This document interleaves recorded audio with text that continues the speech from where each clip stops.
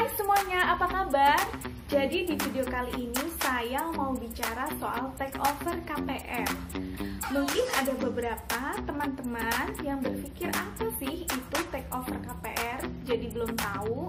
Dan ada beberapa teman-teman yang udah tahu, bahkan mungkin sekarang sedang proses ingin pengajuan takeover KPR.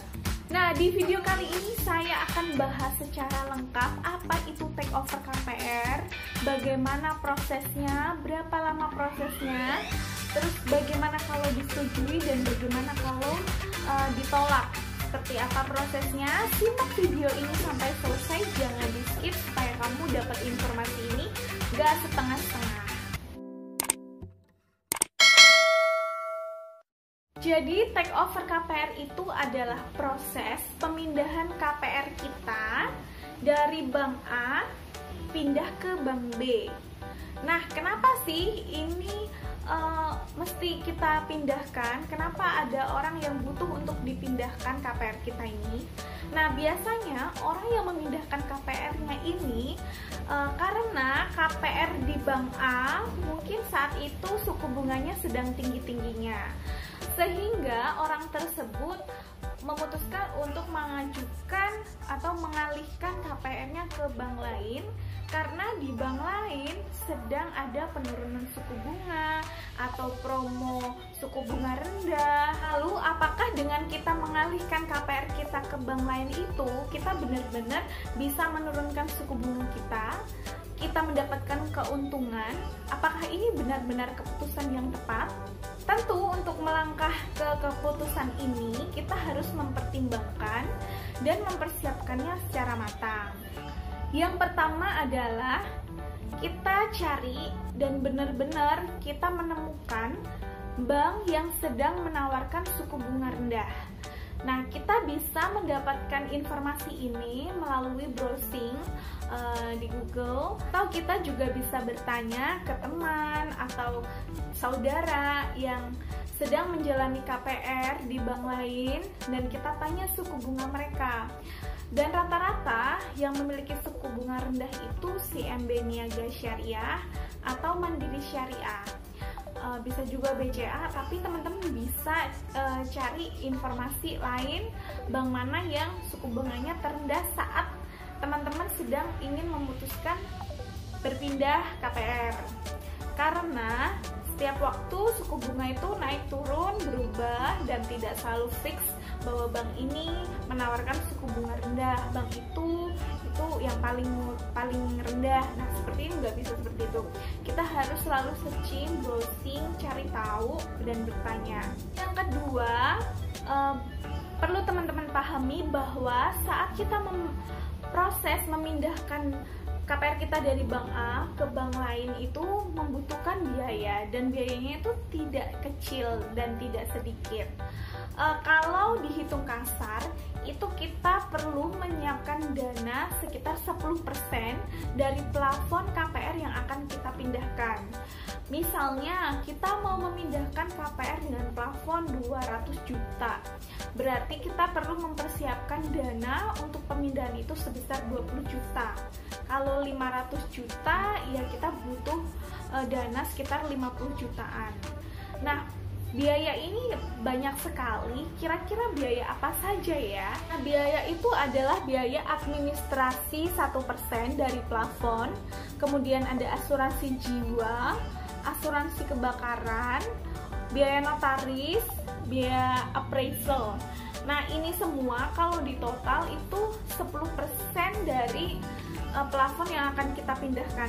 Bisa kurang, bisa lebih, kalian tinggal cek bank apa yang ingin kalian tuju untuk pemindahan KPR kalian. Adanya biaya pemindahan KPR ini berarti teman-teman harus benar-benar memperhitungkan secara rinci bahwa teman-teman itu mendapatkan tawaran bunga, suku bunga itu benar-benar selisihnya cukup banyak dari suku bunga di bank yang sebelumnya. Dan sampai karena menghitungnya kurang detail, kurang rinci dan teliti, akhirnya yang berharap kita itu ingin mendapatkan keuntungan, justru malah rugi karena ternyata biaya yang dikeluarkan ini lebih banyak dan suku bunga yang kita dapatkan dari Bank B ini sebenarnya selisihnya tipis atau kecil dibandingkan suku bunga KPR yang sebelumnya. Kira-kira berapa lama sih waktu yang dibutuhkan saat proses pemindahan KPR ini? Cepat atau lambatnya itu relatif, tergantung marketing yang menangani proses pemindahan KPR kita, menangani administrasi kita ini responnya cepat atau lama, yang pertama. Dan yang kedua, seberapa cepat atau seberapa lama kita itu menyiapkan dokumen untuk kelengkapan proses pemindahan ini. Tapi normalnya kalau marketing yang menangani administrasi kita ini responnya cepat dan kita untuk data-datanya itu kelengkapannya kita tuh langsung kita lengkapin, biasanya cukup 1 bulan aja kita sudah bisa akad untuk pemindahan proses KPR ke Bank B. Lalu bagaimana cara pengajuannya? Yang pertama, teman-teman tadi tentukan bank mana yang teman-teman pilih untuk pemindahan KPR kalian. Yang kedua, teman-teman datang ke kantor cabang mana aja bank yang teman-teman pilih. Nah, nanti ketika kita datang ke bank, kita bilang ke security bahwa kita mau urus KPR gitu, nanti akan diarahkan kemana, biasanya ke CS. Dan sama CS itu nggak langsung ditangani, tapi sama CS nanti akan diberikan nomor marketing yang khusus menangani soal KPR. Lalu kita disuruh menghubungi nomor tersebut. Setelah itu kita hubungi nomor yang sudah diberikan oleh CS bank tadi. Kita bilang keperluan kita apa, ingin take over KPR, terus syaratnya apa aja, nanti akan diberitahukan syaratnya apa aja. Dan respon dari marketing tersebut pasti akan bertanya, satu, berapa sisa pinjaman pokok kalian di Bank A. Yang kedua, berapa sisa tenor pinjaman kalian di Bank A dan sudah berjalan berapa lama. Yang ketiga, berapa gaji kalian.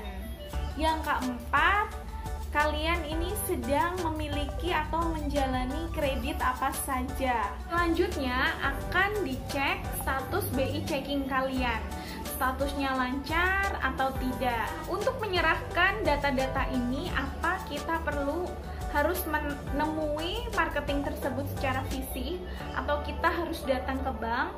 Jadi tidak, teman-teman, marketing tadi akan memberikan alamat email ke kita dan kita diminta untuk memasukkan data-data kita dan mengirimkannya melalui email marketing tersebut. Nah, saat itu saya mengajukan dengan me-WhatsApp nomor dari marketing itu. Dan setelah itu, setelah saya memasukkan data diri, saya juga diberi form SPAJ seperti ini. Jadi ini form yang harus kita isi. Kemarin pengalaman saya masukin ke CIMB Niaga melalui WhatsApp. Lalu saya mesti unduh, itu saya download. Lalu saya isi seperti ini. Setelah saya isi menggunakan bolpen, lalu saya scan dan saya kirim lagi dengan file PDF ke email marketing tersebut. E-checkingnya bagus, lancar, maka kita akan diminta untuk melampirkan data dari Bank A berupa fotokopi SHM, IMB, PBB. Lalu kita juga diminta untuk melengkapi data keluarga yang tak serumah. Ini bisa saudara, siapa aja bisa. Selanjutnya rekening koran khusus angsuran atau loan ledger 4 bulan terakhir. Nah, perlu kalian ketahui bahwa untuk meminta fotokopi SHM dan IMB ini ke bank itu tidak bisa kita dapatkan secara cuma-cuma, tapi kita harus membayarkan sejumlah uang. Waktu itu sih saya 250.000. Untuk sekarang tidak tahu, mungkin bisa berubah, tapi kurang lebihnya segitu, 250.000. Situ kita minta rekening koran khusus angsuran itu, dan waktu itu murah sih, cuman 10.000 aja saya untuk rekening koran khusus angsuran ini. Setelah mendapatkan semua data-datanya, saya scan, lalu saya kirimkan ke email marketing KPR Bank B tadi. Saya buat dalam format PDF. Setelah lengkap semua berkas, saya diminta untuk membayar biaya appraisal. Jadi appraisal ini apa? Appraisal itu adalah pihak yang dipercaya oleh bank untuk melihat barang atau rumah yang akan kita jaminkan ke Bank B tadi, lalu menilai kelayakan maupun harga dari rumah yang akan kita jaminkan atau kita ajukan untuk KPR di Bank B ini. Appraisalnya itu sebesar 500.000. Untuk setiap bank bisa beda-beda, tapi rata-rata itu 500.000. Nah, uang tersebut kita bayarkan, kita transfer ke rekening. Waktu itu kan saya di CIMB Niaga, saya transfer ke rekening CIMB Niaga. Setelah kita transfer biaya appraisal, maka marketing tadi akan mengatur jadwal atau waktu appraisal kita. Penjadwalannya lama atau sebentar, jadi enggak habis kita transfer. Kalau kita mau di appraisal besoknya juga bisa, atau lusanya juga bisa. Nantinya kita akan dihubungi oleh orang yang akan appraisal di rumah kita dan menyesuaikan jadwal kapan kita bisa bertemu untuk appraisal rumah. Appraisal ini adalah yang paling menentukan nanti kita akan disetujui atau tidak, karena dari orang appraisal ini dia akan melihat kondisi fakta dari rumah yang akan kita jaminkan atau kita oper KPR-nya ke Bank B itu. Apakah itu layak, apakah harganya sesuai, apakah itu rawan bencana, atau apakah itu tidak bisa dilalui oleh mobil dan lain-lain. Pokoknya dia yang akan memberikan laporan itu semua. Jadi buat teman-teman saat appraisal ini, pastikan bahwa kalian itu mempersiapkan rumah kalian dengan baik.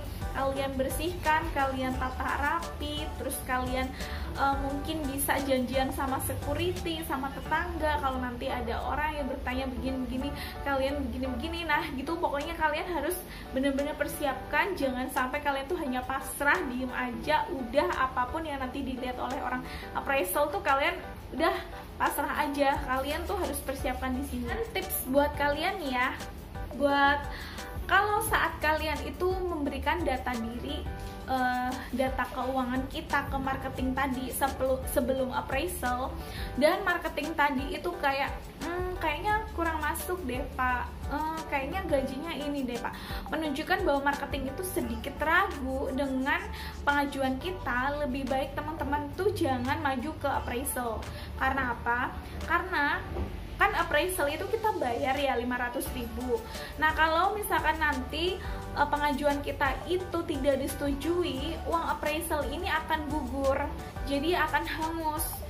Dan biasanya kalau misalnya marketing tadi kan udah menganalisis secara kasar ya, paling enggak dia udah tahu gambarannya yang biasanya diterima sama enggak tuh seperti apa, dia tuh udah paham dan dia udah hafal banget.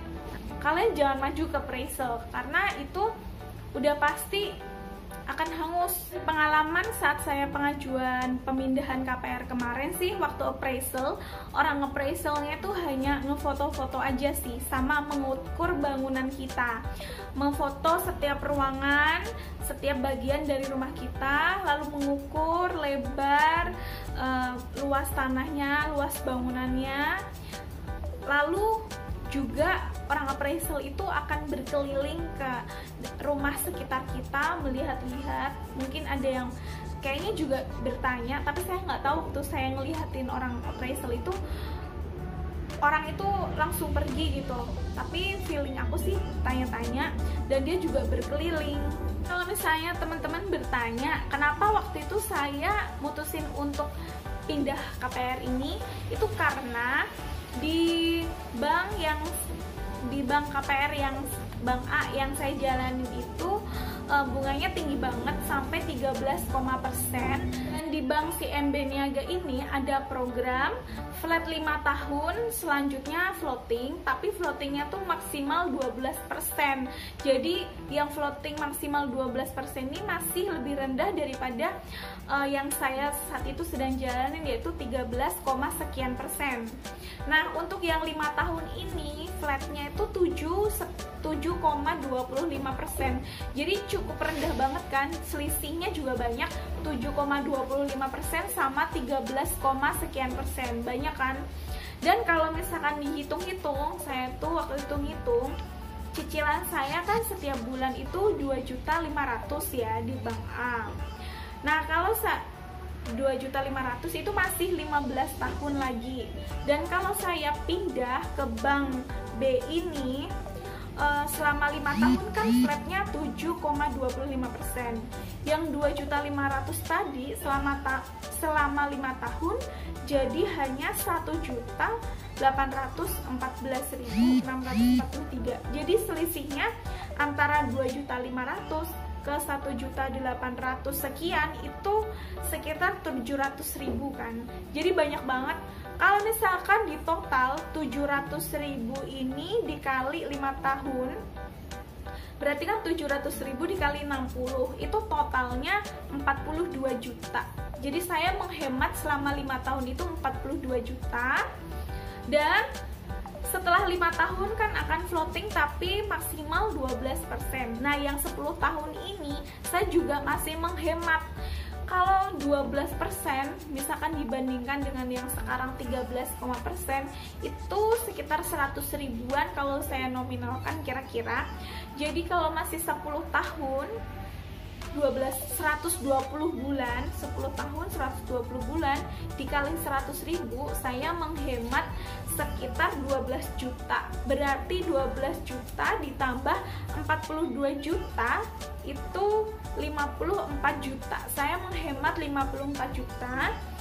Dan untuk biaya appraisalnya tadi sekitar 20 juta. Berarti biayanya 20 juta, saya menghemat 54 juta, saya masih untung sekitar 30 jutaan. Makanya saya masih memutuskan ambil karena lumayan kan, 30 juta itu cukup besar. Makanya kenapa take over KPR itu bisa mengurangi jumlah cicilan KPR kita atau mengurangi beban KPR kita. Nah, setelah itu pengajuan kita diterima atau tidak, itu kita akan di-email ke email kita. Kita diberi informasi melalui email. Dan waktu antara appraisal dengan kita di email itu waktunya cepet banget, cuman 1 minggu. Dan jika kita pengajuannya ditolak, maka otomatis biaya appraisal hangus. Dan kita bisa mengajukan lagi, tapi menunggu jangka waktu 6 bulan di bank yang sama. Tapi kalau kita mau mengajukan di bank lain, misalkan di bank B ini ditolak, terus kita mau ngajuin ke bank B, bank C, bank D, bank E, kita bisa saat itu juga. Tapi kalau kita masih kekeh ingin mengajukan di bank B, kita harus menunggu 6 bulan dulu sejak kita ditolak, nah baru kita bisa ngajuin lagi. Bagaimana kalau misalkan pengajuan kita diterima? Nah, kalau kita pengajuannya diterima, maka marketing KPR yang mengurus berkas-berkas kita tadi itu akan menginformasi jadwal akad. Nah, di jadwal akad itu kita juga akan langsung dibereskan KPR kita di bank A oleh bank B ini. Nah, banyak juga biaya-biaya yang harus kita siapkan.